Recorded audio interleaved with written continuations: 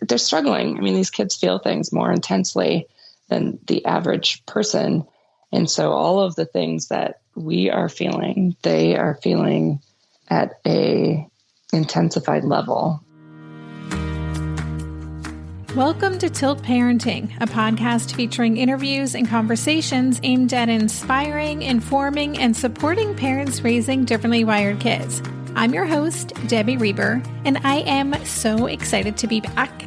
You may have noticed, if you're a longtime listener of this show, that I took a little break, really the first substantial break I've taken in producing this podcast in almost 5 years. But while I was on break from releasing new episodes, I actually did a ton of interviews, which I will be sharing with you over the next few months, including conversations with Jessica Leahy, Julie Lithcott-Hames, Mercedes Samudio, Roberto Olivardia, and many more. Today on the podcast, I am excited to be bringing you a conversation about supporting the unique needs of gifted and 2E learners during COVID. My guest is Heather Boorman, a licensed clinical social worker, speaker, author, and advocate who, through her experience as a therapist and as a mother, is particularly passionate about working with kids on the fringes and their families. Heather hosts the Fringy Bit podcast and is the author of the Gifted Kids Workbook, Mindfulness Skills to Help Kids Reduce Stress, Balance Emotions, and Build Confidence. Though we've talked a lot on this podcast about supporting all kinds of kids through this long, ongoing pandemic, I wanted to have an episode focused specifically on gifted and 2E kids. Heather brings so many amazing insights to this conversation, providing a framework to understand how the uncertainty and changes during this last year might affect these unique kids, and she gives her best strategies for addressing both their needs and your needs as a parent. And now, here is my conversation with Heather. Hello, Heather. Thank you for joining me on the podcast. Welcome to the show. Thank you. I'm so excited to be here, not just on your podcast, but just to get to talk to you again. I know. I was thinking it was Texas in July, I believe, for a SENG. I don't know why we went to Texas in July, but we did. For a SENG conference where you were being honored, and it was really lovely to get to hang out with you. Thank you. Yeah, it was good too, because we had talked, I think. Well, yeah, you had been on my podcast, and then it was good to meet you in person. I always love seeing people in real life after I've known them a little bit online. So, and now we're not seeing anybody in real life again. So that's true. There you go. And we're all scared what it's going to be like when we do see people in real life again. That is also true. Also true. Well, I would love if you could just take a few minutes and tell us a little bit more about kind of who you are and the work that you do in the world, and then we'll get into the content for today. Sounds great. So yes, I am Heather Boorman. I am a licensed clinical social worker who works in Western Wisconsin. And it's somewhat of a rural practice. I've had my practice for 11 years. This is actually my office manager just reminded me today is my 11th anniversary. So happy anniversary. Thank you. So I started out as just kind of general mental health. And then my oldest son, I have 3 kids. My oldest son, who's 15 now, when he was 3, started asking me questions that I couldn't quite answer. So I went to a gifted conference to just learn more about how his brain was working. And at that point, the whole world of the psychosocial needs of our gifted and 2E kids opened up to me. And from that point on, I have been trying to raise awareness and understanding of giftedness as being a neurodiversity and not just being the smart kid in class, and that there's far more that we as gifted individuals need in terms of support emotionally, cognitively, relationally, than what really most of the population understands. So from that, I now have generally specialize in working with gifted and 2E kids and adults and their families, and am trying to muddle my way through raising my own gifted family and 2E family. And then I write and podcast. Well, I have written and podcast at the Fringy Bit, and 2020 has happened, but I just got another blog out, so we're shooting for a more consistent 2021. I love that, and I can just imagine that your business, like, it's so hard to find therapists and support right now. It's what I'm hearing everywhere, both for adults and for our kids alike. So, how's your work been impacted? Maybe that's why there haven't been many blogs. Like, how's your work been impacted by COVID? Yeah. So back in March, we, as soon as the schools closed here in Wisconsin, we went to all telehealth. And at that point, then we weren't seeing kids, which had a big impact. We all have experienced the Zoom fatigue now, but providing therapy over any kind of televideo, it makes it a lot more difficult for us as therapists, because so much of what we do is based on like the energy and the body language and just the feeling that's in the room, and being able to provide a safe space for people. And when that gets kind of taken away, it's been challenging. Every therapist I talk to, it's exhausting to be providing support and holding anxiety for people when the support and anxiety they need is on exactly the same trauma that we're experiencing too. Mm-hmm. And so in some ways, yes, the blogging and whatnot has gone to the back corner, as I just try to practice more of what I preach, and doing some self-care and setting boundaries for myself. In other ways, it is extraordinarily challenging also. There's been such a high need, and, there's only so many hours in a day that anyone can offer. So yes, business has been booming, and I am in a business where financially that works great, but on my heart level, I hate it. So yeah. So that's kind of where we're at. We did go back to seeing some in person.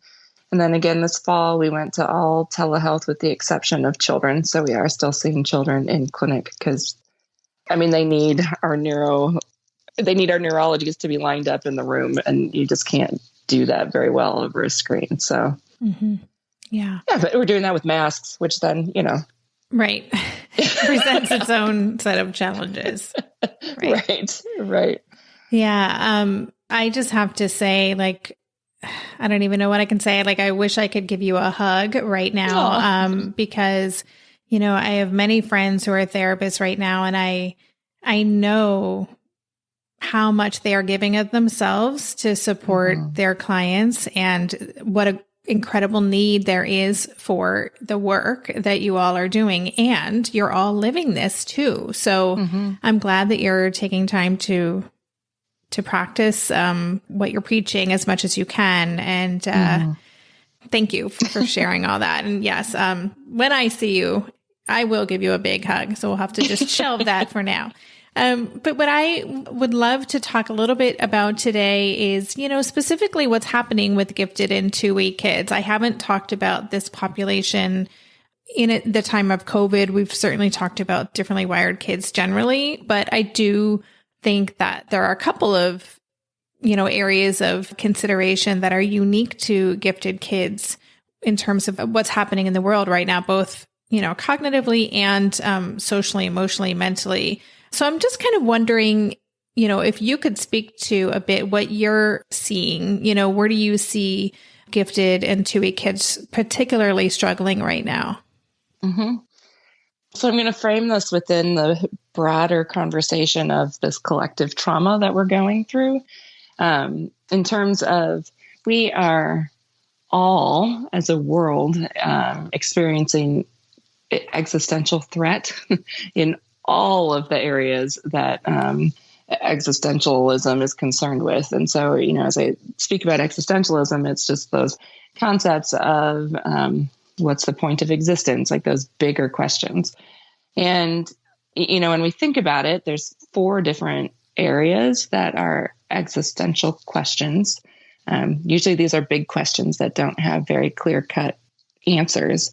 But the first question is the question of life and death. What does it mean to die? We have clearly a lot of death that's around us. So that is poking at that aspect of existential threat.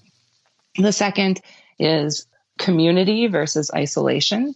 How do we feel a part of something and part of a group and make those connections? I mean, we're being asked to, and COVID is demanding that we isolate, which is a really difficult thing for us to figure out and how to balance. And so that's one aspect of the existential stuff that's coming up.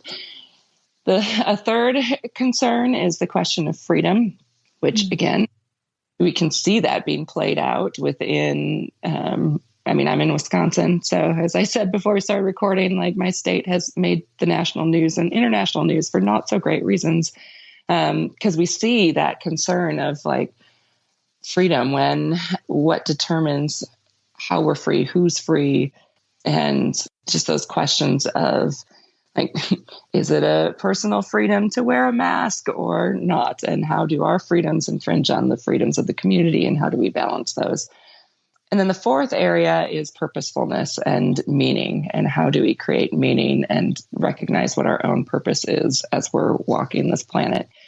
And so when we look at those, like all four of those are directly being pushed on this year, and not just from the pandemic, but from, the systemic racism that's bubbling up. And we know that at least 40% of adults in the first 5 weeks of COVID identified that they were experiencing more mental health issues and more substance use. I'm certain that those numbers have increased. Domestic violence has increased. And again, in the first 5 weeks, it increased by 10%, and in new households. So we're being hit in all of these big existential areas, which is traumatic for all of us. And when we look at then specifically our gifted individuals, whether kids or adults, we do know that existential questioning and existential depression is bigger and more prevalent in this population. And so you have a time where all of these questions are being bubbled up for everybody. And then you have kids who were asking these types of questions before there was a threat to them, back when they were even 5, right? Like I've had 5-year-olds come into my office before 2020 and be like, Heather, I don't really know what the point is. Like I wake up, I have breakfast, I go to school, and then I come home and I play and watch TV and go to bed. And then I lay in bed and I think, well, I'm just going to do that all over again tomorrow. What are we doing here? I'm like, gosh, I don't know.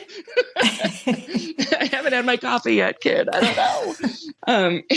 So to have those minds that are already asking those questions, and then to have direct threat to them, it's been really challenging for this population. And I certainly see, all the things that you typically would think of when there's anxiety in our intense kids. So some kids are literally afraid to go outside at all. And there's a lot of trying to help them take some risk, which doesn't come easy to these kids. Mm-hmm. Some of it is increased behaviors, increased aggression because their emotions are just so dysregulated. A lot of those questions of the purpose, a lot of depression and hopelessness. I'm hoping that's turning the corner as we start to get, some bigger changes happening and vaccines and all of that. But they're struggling. I mean, these kids feel things more intensely than the average person. And so all of the things that we are feeling, they are feeling at a intensified level. And some of them are cognitively able to understand what's going on, but emotionally at a younger developmental stage. So they can understand it, but they can't cope with it. And this is in a time when it's hard to cope with all of this anyway. And then also throw 4 or 5 intense people in a family in closed doors. Mm-hmm. And like those intensities are going to be really bouncing off of each other right now. So yeah, it's a rough time. It is. It is a rough time. And as you were walking through that life and death, community versus isolation, freedom, purposefulness, and meaning, I was like, yeah, check, check, check, check. Mm-hmm. And I had just read somewhere that gifted children experience a heightened awareness that is qualitatively different from the norm. And I think that that's something that we can just forget. And it's important. Like, it's not like, oh yeah, they're more intense or more sensitive. Like, it's a real thing, a way of interpreting, of experiencing. A lot of these kids struggle with sleeping at night because they're just thinking about all of this and processing, and that hopelessness, that what are we doing here, is really amplified right now. Yeah. And add to that the helplessness of it too. I mean, we as adults feel helpless, but at least I could vote. Right. Or, there's certain pieces that I can do just having the privileges of being an adult. But these kids they're just kind of thrown into this and want to help, but don't have a way to help. And honestly, us parents, we are at the end of our limits too. So, I'll be the first to admit that my little guy, so I have a 15-year-old, a 12-year-old, and an 8-year-old. And my daughter is in the middle. My other two are sons. My daughter has autism and some other things, and it's 2E. And then my two sons are gifted as well. And my youngest has just pretty severe anxiety right now from some personal changes that are going on and from just this life that we're all living. And I'll be honest, when it comes to his bedtime and he is having a panic attack and can't go to sleep in his own room, I'm like, but I have less than nothing to give. Mm-hmm. I can't do this anymore. Let's go to bed. Right. And so he doesn't get the best of me either. And, I say that not with any judgment of myself, because we can't shame ourselves right now. It is hard because their experiences are so much more intense. And you're right. It's something that it's hard to keep ourselves in the perspective of other people. So we forget about that. Yeah. And it's, as you're talking about the bedtime, it's like that happens one night and then you're like, okay, got through that. And then it starts all over again. Right. So right. It's an ongoing issue. It's not like we're going to solve this or have one really great conversation right. or one great meditation and then we're good to go. Right. Oh, shoot. You just dashed my hopes, Debbie. I was holding out for that one great meditation that was going to.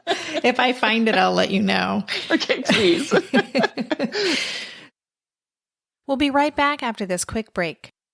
Maybe I've watched too many seasons of The Amazing Race, but every time I have to go somewhere on the subway, I treat it like a competition. It's all about making the right gut decisions about which route will get me there the fastest. Sometimes those decisions get me where I'm going early, and other times my gambles don't really pay off. Probiotics can't help with most gut decisions, but if your gut needs a little support, Ritual has your back. Their Symbiotic Plus, a 3-in-1 supplement, has clinically studied prebiotics, probiotics, and a postbiotic to support a balanced gut microbiome. I've been using Symbiotic Plus for about 6 months now, and it's become a core part of my morning routine. I take the mini capsule every morning while making my way through my inbox, whether I'm at home or I'm on the road, because it doesn't need to be refrigerated. And the capsule itself is delayed released, which helps it survive the harsh conditions of the upper GI tract for delivery to the colon. And that's exactly where we want it to go. Ritual invested in a study modeling the human colon, which showed that Symbiotic Plus significantly increased microbial diversity and the growth of beneficial bacteria. There's no more shame in your gut game. Symbiotic Plus and Ritual are here to celebrate, not hide your insides. Get 25% off your first month for a limited time at ritual.com/tilt. Start Ritual or add Symbiotic Plus to your subscription today. That's ritual.com/tilt for 25% off. During this month of planning and organization for big transitions, rhythms and routines have been absolutely essential for our physical and emotional well-being. So Green Chef nights are reliably and predictably a good night. We know the ingredients will be fresh and prepped, the instructions easy to follow, and the meal delicious. We're all still talking about last week's turkey tacos with mango chimichurri sauce, refried beans, and Monterey Jack cheese. Green Chef contributes to a healthy lifestyle with easy and delicious menus like fresh seasonal salads and grain bowls. And with over 80 weekly meal and market options, plus rotating options to suit a variety of lifestyles, whether Mediterranean, plant-based, calorie-smart, keto, protein-packed, gluten-free, there are always plenty of options to choose from. Whatever you select, you'll get farm-fresh ingredients, organic whole fruits and veggies, and premium proteins, all delivered straight to your door. I love those 4 words. Straight to my door. Oh, and one more thing I love about Green Chef, they have an app, which means it's easy to manage meal preferences and delivery from your phone if you want to. And I, for one, want to. I am in that mode where I'm making the most of little moments like waiting in line at the pharmacy or for the F train to pull into the station to tackle all of those to-dos. So the convenience of an app is key for me. Green Chef has a special offer for Tilt listeners. Go to greenchef.com/tilt50 and use code TILT50 to get 50% off plus 20% off your next 2 months. That's 50% off plus 20% off your next 2 months when you use the code TILT50 at greenchef.com/tilt50. So what are we to do? Like, what's some of the strategies or ideas or ways that we can be supporting our kids? I've been talking just a lot about empathy right now, presence, lowering the bar. What are your go-to strategies, either as parents or things that we can be supporting our kids doing themselves? Well, the first thing, probably like a broken record from everywhere, is really to be taking care of ourselves as best as we can, because we do impact the environment around us, and our kids, our gifted kids and 2E kids tend to have an increased sense of empathy, and they tend to feel the energy in a room. So they're going to feed off of where we're at, and we're not going to be able to help them regulate if we're not regulated ourselves. So whether that looks like just taking a walk outside, whether that looks like putting yourself on timeout for 5 minutes, and even though they're banging on the door, or you see the little fingers underneath the door, plugging in and listening to a calm song.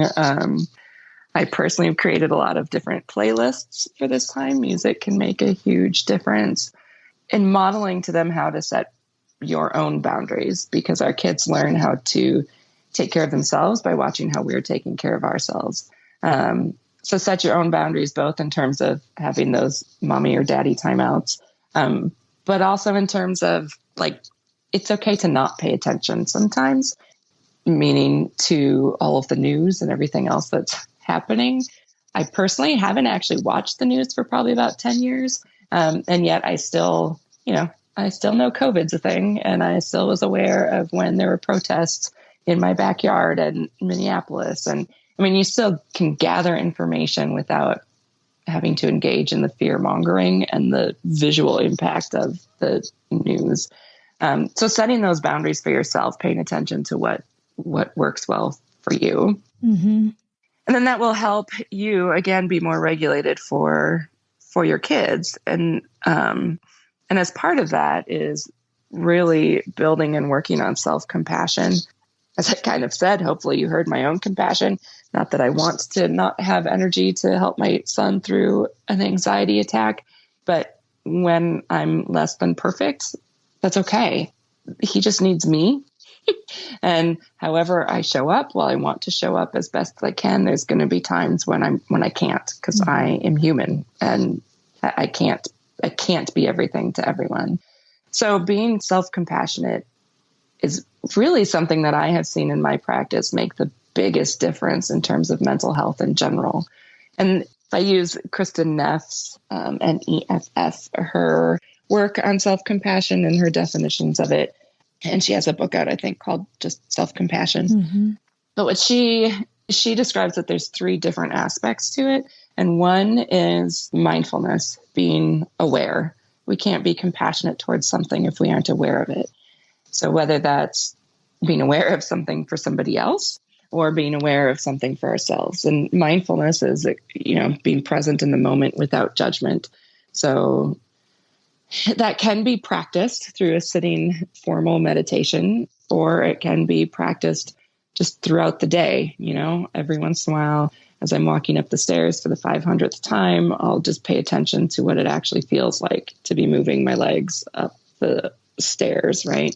Or just take 3 deep breaths and pay attention to just check in with yourself of how you're feeling. What are you doing? Am I judging myself for that mistake that I made?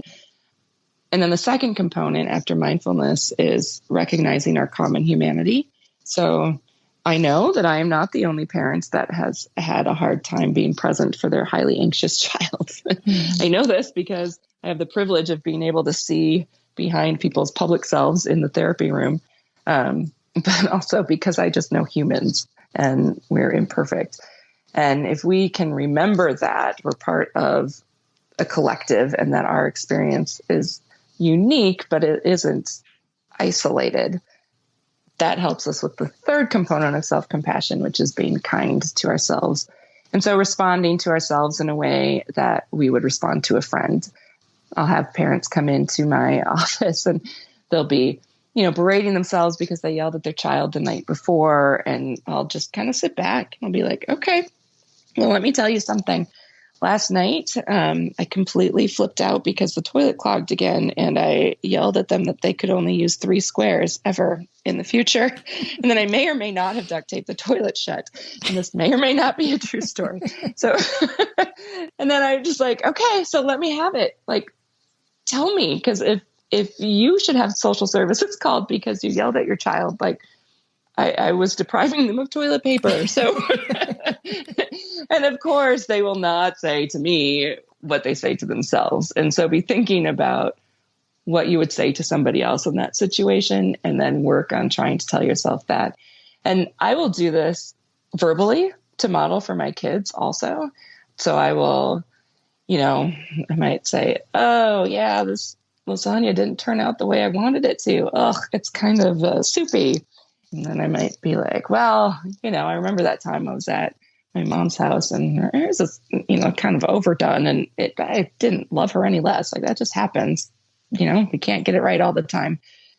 And then I'll say, yeah, so, I bet it'll taste good anyway. And if not, we'll just cut it up and make a stew. Right. So I'll verbally do these things in front of my children so that they just can start to intuitively pick up on that and start doing it for themselves. And I can't think of a time when we need more self-compassion than right now. Yeah, it's so true. Yeah. Thank you for bringing up Kristen Neff. I had her on the podcast a while ago, but I'll have the link in the show notes because yeah, you're absolutely right. That is just such a critical thing for us to be thinking and focusing on right now, if ever there was a time, as you said. So thank you for walking us through that. And yeah, I'd love to hear if you have some more specifics. Yeah. So specifically with our children, I think the first thing after we're regulated and taking care of ourselves is to validate everything that they're going through. And as a therapist, that's easy for me to do in a room. As a parent, that can be a little bit trickier because it's hard to watch our kids struggle. But if we can sit and just validate what they're experiencing and say, yeah, that makes sense. Yeah, I can see that. Like, you're really worried about this. And of course, you're feeling lonely because you haven't been able to connect with your friends. And this might be coming from a kid who was just starting to make peer relationships anyway, right? Like to really validate that, to validate their big existential questions of, the 5-year-old that's wondering if the world is going to actually end, instead of doing what we tend to do, which is just placate and be like, oh, it'll be fine. Don't worry about it. That's a grown-up worry. Don't worry about it. These gifted kids, those are their real worries. And so to sit with them and have the conversations and help them learn to grow in tolerance of the unknown, because really these existential questions don't have an answer to them. So being just sitting in that conversation, being like, yeah, this is hard, and it's hard because we don't really know.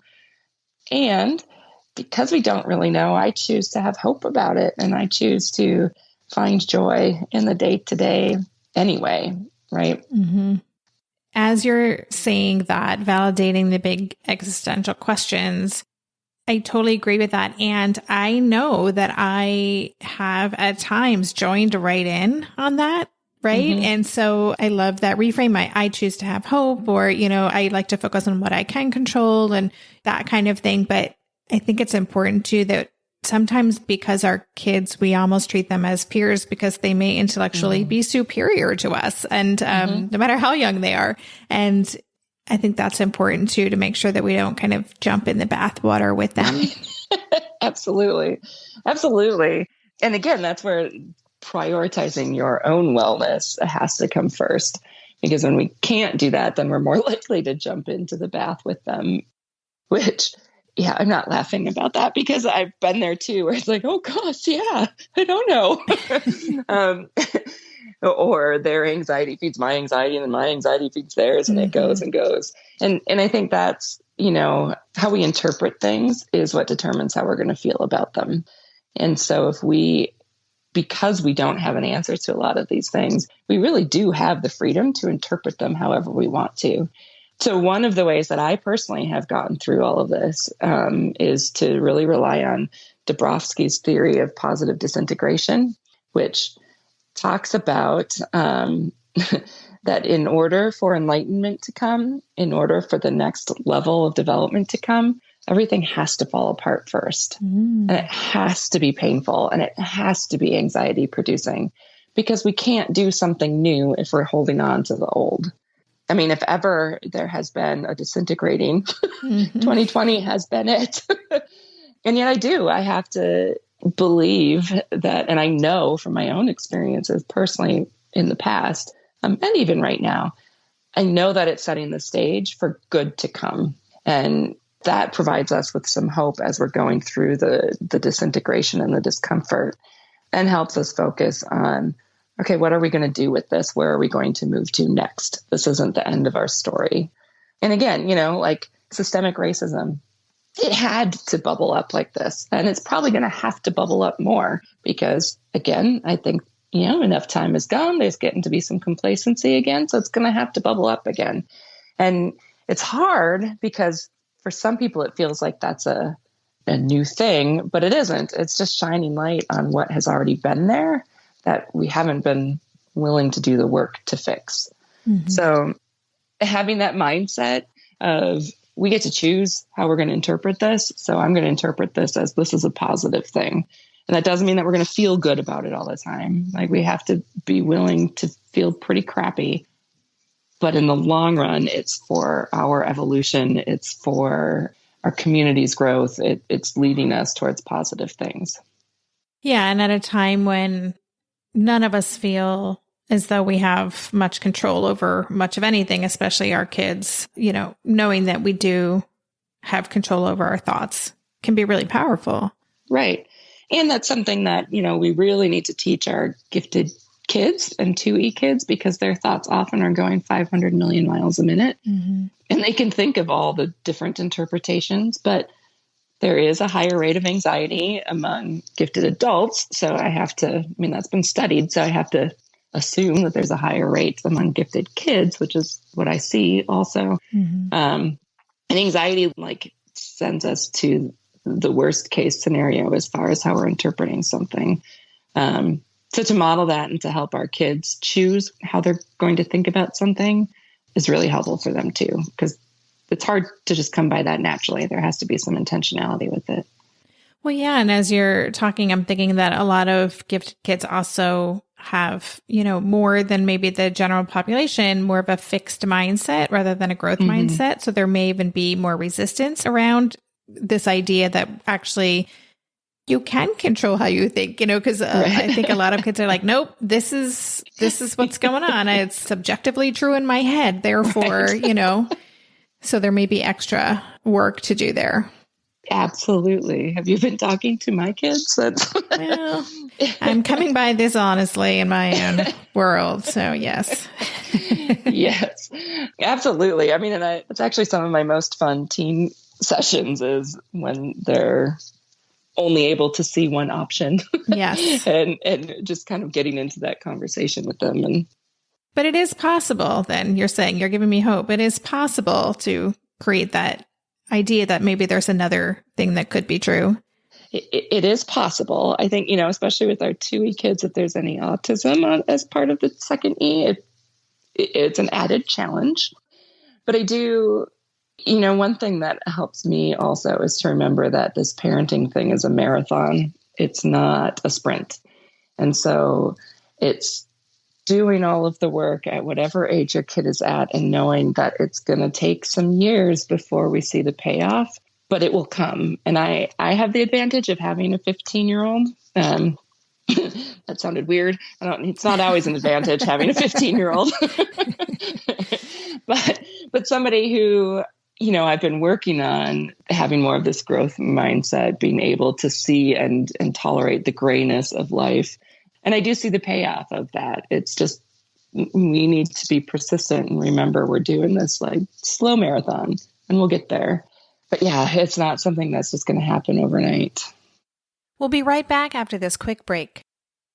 Hey there, it's Debbie. I love making this show and sharing conversations about how to support our awesome neurodivergent kids. I've seen how even one little insight from an interview can spark a big shift in daily life. But I know that raising complex kids can be messy and lonely. And just when we think we figured it out, something comes up that boots us right back to feeling overwhelmed and stuck. That's why I've poured everything into creating a way for parents like us navigating complex parenting journeys to join together and chart a path that feels positive, hopeful, and doable.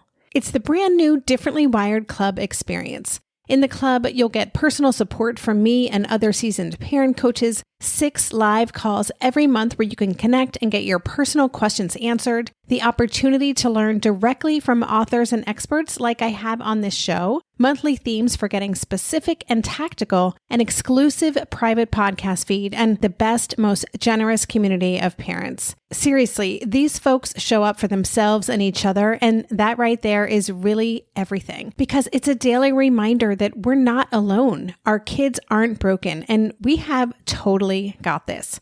The recently rebooted Differently Wired Club is on a brand new platform with its very own iOS and Android app. It is such a great space. However you learn, whatever your style, no matter the ages, genders, and neurodivergent profile of your children, the Differently Wired Club can help you cultivate the positive shifts you're hoping for.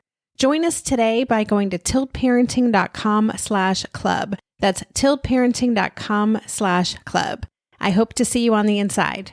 Lynn, this time of year, parenting can be such a flusterclux. You've come to the right place. I'm Lynn Lyons, and I've been treating anxious families for over 30 years. I'm Lynn's sister-in-law and co-host Robin Hudson. Join us for Flusterclux, a podcast for parents who worry. Wait, that's everybody. Yeah, these last few years have felt like one long anxiety attack for so many. Why do you think parents are always surprised that a podcast about anxiety relates to them, even if no one in their house has an anxiety disorder? Well, worry is human. Everyone does it, and anxiety shows up when we face uncertainty. All the parenting tips you've taught me have been essential. I love to break it down into skills we need to manage worry in our families. We've covered so many topics: depression, burnout, meltdowns, perfectionism. Don't forget scary mothers-in-law. Right, but of course that's not my mother-in-law. Because that's my mother. And a listener. As a psychotherapist, I like to teach parents and kids how to respond to everyday moments in healthy ways. Managing anxiety really can be taught. It really can. And I'll even tell you what to say. We talk about serious stuff,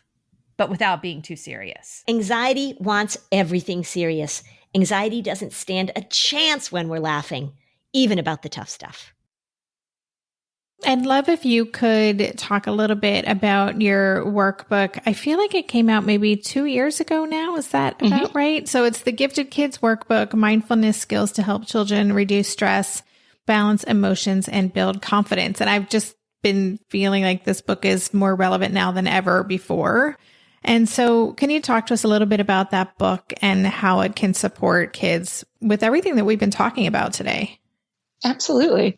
It's written to, I'd say 7 to 12-year-olds is kind of who I was writing to.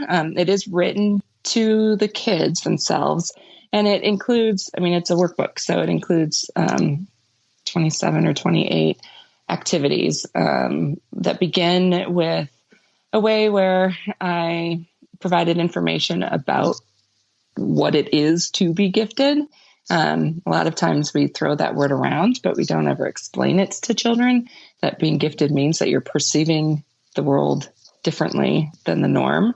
And in it, I tried to cover really all of the topics. Clearly can't cover them all. But that were really baseline as far as helping gifted kids feel well about themselves, feel okay with their differences, and embrace that. So there's pieces of just understanding themselves and their personalities in terms of the intensities. There's pieces of depression. There are activities about existential questions, perfectionism, anxiety, and then around peers and social support as well. And how do you make healthy social choices and engage effectively with other people? Because that isn't always a top skill for our gifted and 2E kids. And there's a parent's guide that goes along with it that's online. It's written so you could just give the book to your child and they could go through it. I find it most helpful when parents and children go through it together. And I've heard feedback from a lot of parents that they've learned as much as their children, and it has helped them not only understand their children better, but also understand themselves better. Because whether we want to admit it or not, giftedness comes from somewhere. So most of us can usually relate to what our kids are going through too. So that's the book. I have really received very positive feedback about it, that kids are just understanding themselves better and coming to a place of acceptance and self-compassion towards themselves, which just makes my heart happy, because that's what I wrote it for. That's great. Well, before we wrap up, just wondering if there's, for parents who are listening to this who are worried about their gifted or 2E kids in this moment, worried that they're, especially isolated, especially struggling. You've shared so many good things to be thinking about, but is there kind of one thing you want to make sure they leave this conversation remembering or knowing? Okay, so I might be slightly gifted and intense myself, so I'm going to blur that a little bit and do two things. Okay, do it. First is it becomes really easy to lose our playfulness and our joy. And so intentionally finding things that will have a higher likelihood of triggering joy, I think, is crucial right now. So whether that's playing games, whether it's being silly and singing, embarrass your kids and just find those ways, just one way every day, where you can bring a sense of lightheartedness and frivolity and joy, even if you're not feeling it totally yourself. Like, it's so important, because we get so bogged down in all of the heaviness that we forget to play. And then the second piece is to be aware. Really, I think with good support and good guidance, our kids will make it through this. And I really firmly believe that they will come out the other side stronger, more compassionate towards other people. And this life experience will be good for their growth. I really do believe that.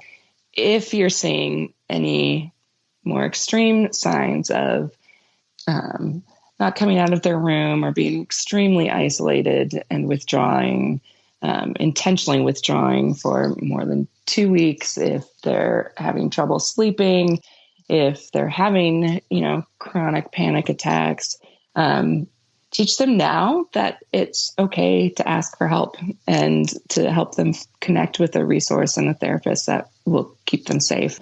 Don't hide away from asking the tough questions. I've had to ask my own kids, like, okay, have you thought of hurting yourself? All right. Have you thought of suicide? Because you asking that isn't going to make them think of it. Right. But if you don't ask it, they might not feel like it's a topic that they can talk about. So be willing to call in help, and be willing to ask those hard questions, and also take some breaks and just find fun. Thank you. This feels really great. I love your optimism. Like, this is a hard conversation.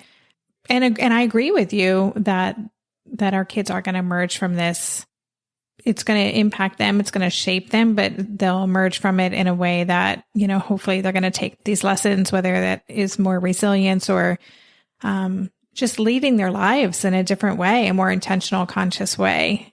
So I am hopeful about that too. And I love the reminder to intentionally trigger joy. Like trigger always seems to be used in a negative context. Right. And so I love that. So I wrote that one down.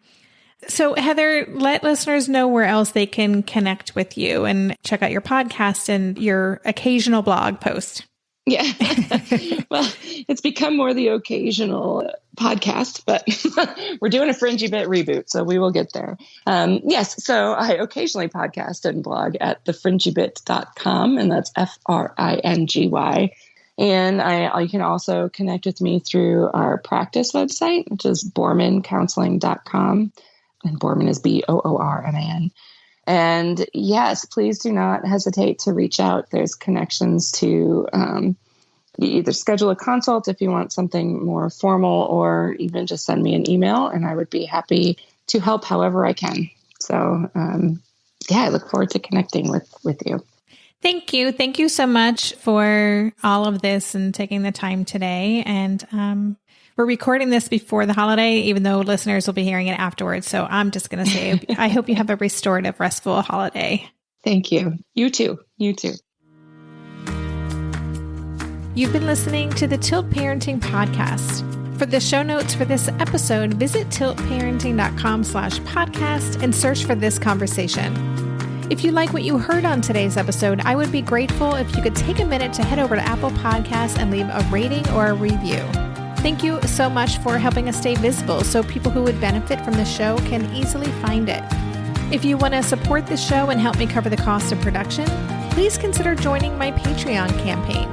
To support the show, just visit patreon.com/tiltparenting.